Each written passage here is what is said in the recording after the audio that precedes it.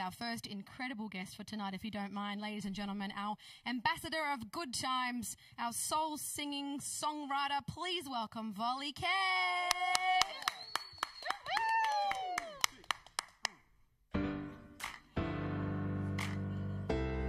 Wherever you're watching right now, feel free to grab your hands, get up and dance. You know what we do? Bring some joy to you. Let's go.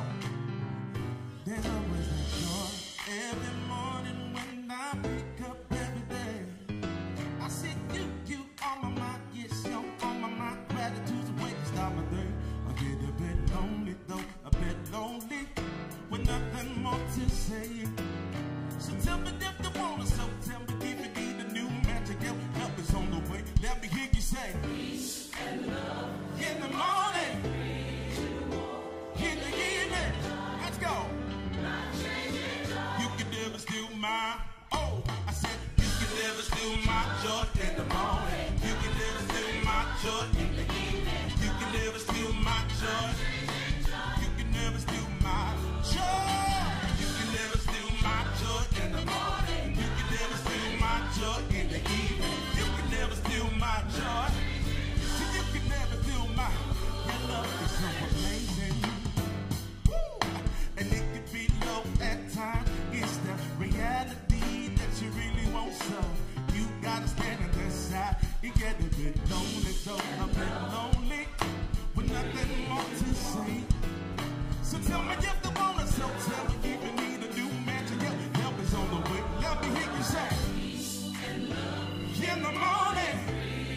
Ooh, when they give it, you gotta say you can never steal my, yeah. You can never steal my joy in the morning. You can never steal my joy in the evening. You can never steal my joy. You can never steal my joy. You can never steal my joy in the morning. You can never steal my joy. See, you can never steal my joy. All right, ladies and gentlemen, let me hear you. Let me hear you say, you can't never, ever steal my joy. Let me hear you say, you can't never, ever steal my joy. Say, you can't never, ever steal my joy. You can't never, ever steal my joy.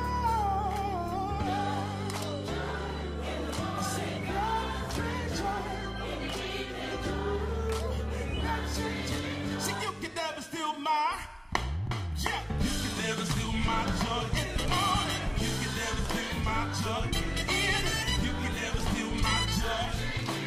You can never steal my joy. You can never steal my joy in the morning. You can never steal my joy in the evening. You can never steal my joy. You can never steal. One more time, let me hear you sing it. You can't never, ever steal my joy. No, no, no. You can't never, ever steal my joy. No, you can't never, ever steal my joy. Hey, you can't never, ever steal my joy. Thank you so much. I'm Voli K.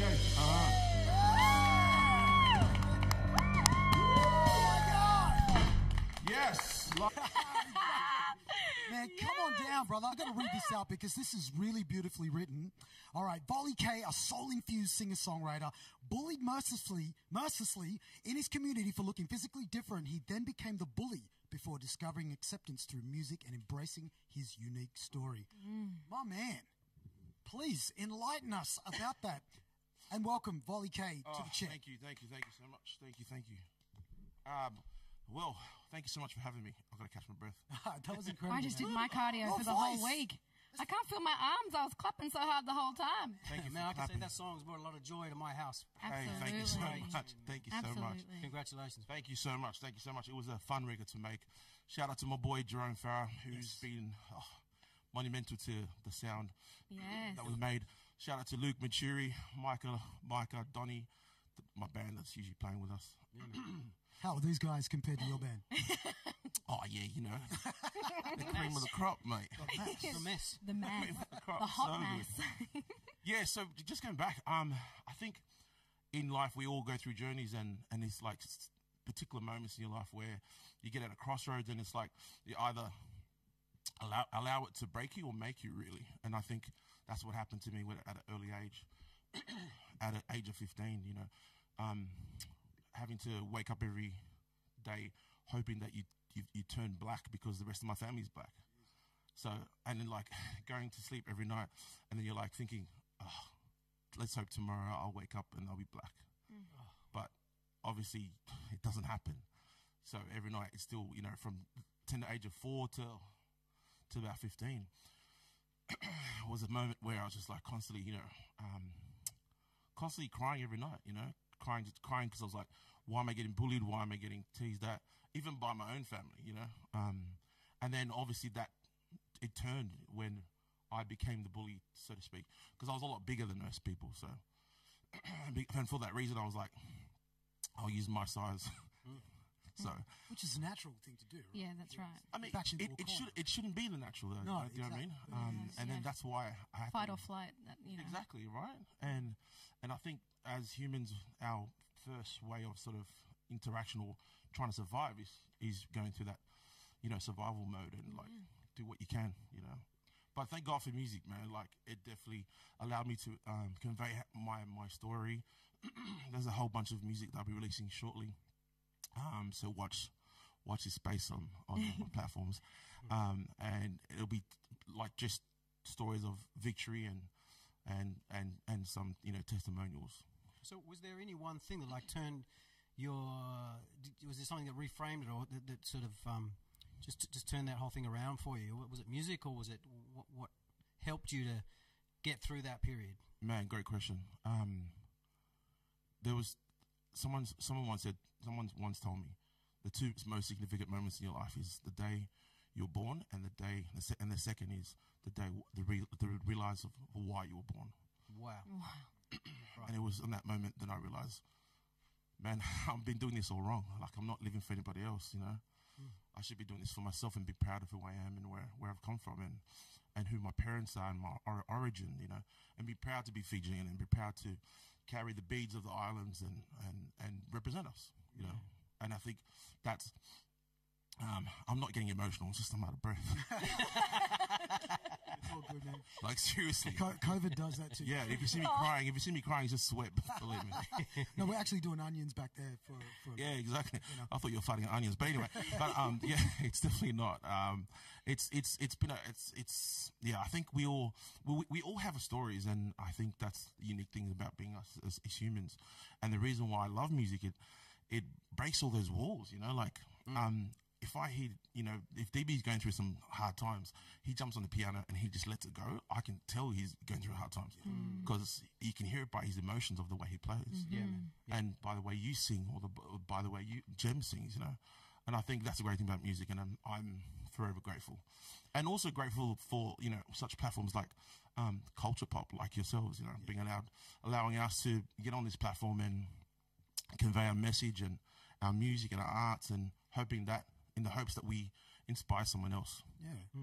I guess it's super important to surround yourself with the right people, right? Especially in all of the phases that you go through in life. So when you were going through what you went through, did you gravitate towards certain people that, you know, were, you know, in tune and resonated with where you were at?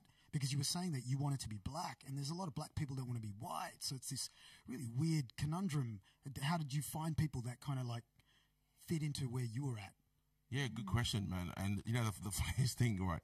This whole Black Lives Matter movement, like I'm all for it, but at the moment I'm not white or black, so I'm right in the middle.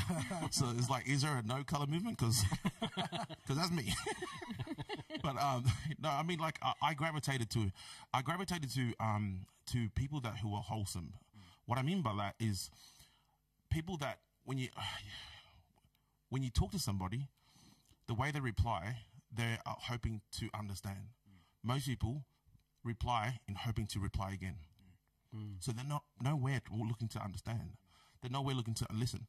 So when I was interacting when I was going through those moments, I gravitated to those who are willing to listen and understand, and then try and tell me their story, and then therefore interchange and exchange stories and testimonials, and then become better and stronger. You know. And I mean, like, thank God for Oprah. You know, she's like She's like my mum, like, you know what I mean? My mum's black and strong. So she's like the Mama Oprah. I know, right? And she, like, man, some of the stuff she used to say, growing up, my mum used to love watching her.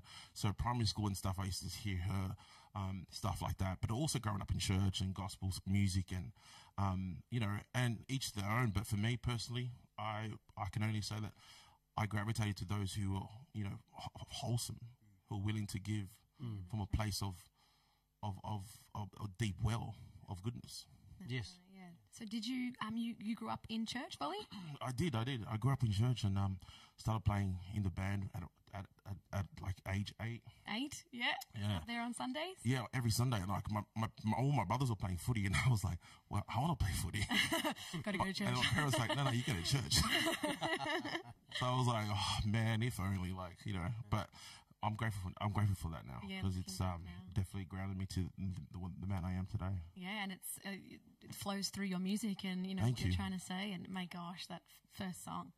Thank you so much. So you would have played drums in the church, because our listeners, our viewers wouldn't have seen you play drums. We know you as a drummer. Yes, We got to get you playing later on. Yeah, I mean, most days I'm a plus size model and a backup dancer. But hey, I'll teach you how to do that. They call it a curve model. Jokes. curve model. Yes, What's that? the correct term is curve model. That's it, curvaceous. Yeah, and you got to embrace those curves, baby. Mate, I tell you, I've got a whole lot of COVID curves. I'm embracing it all. Bro, I'm really curious when that moment was for you, where you transitioned like from bully to where you are right now, or even that understanding of, okay, I can't do this anymore. I can't do life that way anymore, and I need to change my life. What was that moment? Was there a everyone has those defining moments that you just have this epiphany and you're like, wow, okay, fuck. Man, like, look, I don't want to get super spiritual or anything right now. No, bro, but hey, stories. Listen, you're going to ask the question, you're going to receive the answer. 100%. That's it. We want to listen. So, buckle up. Let's go. Let's get there. So, at the age of 15, I got invited to go to this youth camp. A youth camp is mostly consists of a whole bunch of church people, and they don't sit around, sit around a fire and sing Kumbaya. That's not what happens, okay? And you know, it's not that way, or not the camp I go to. Anyway, I was sitting amongst, a couple of maybe 200 young youth. We're ages from between 12 to 28, and we're all sitting there. There's about 200 of us, and then this person at the front started talking about identity. And then it was in that moment, whatever he said, it just felt like he was talking directly to my soul. And I had a supernatural encounter. Wow. That sounds super spooky, but I can only say that because I genuinely had that. And it's like falling in love. It's like trying to describe that to somebody. That's what it felt like for me. Wow. And it's like, it's like an encounter that you can't really describe. Like when you lose somebody.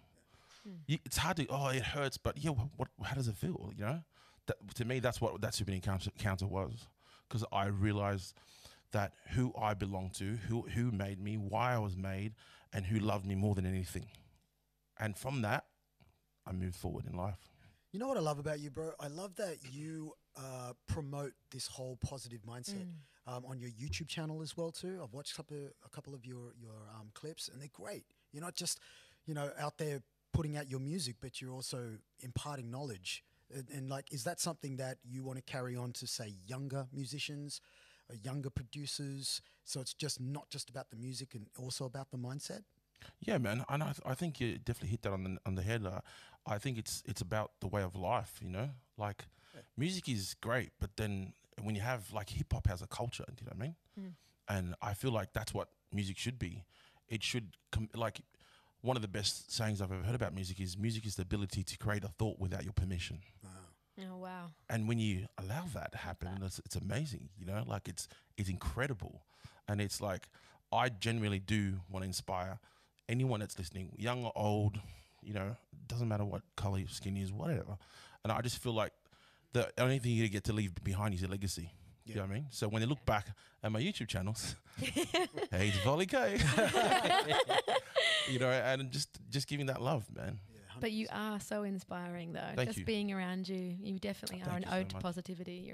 Thank you so much, man. I really appreciate that. Thank you. So, my man, music-wise, what's coming up for you?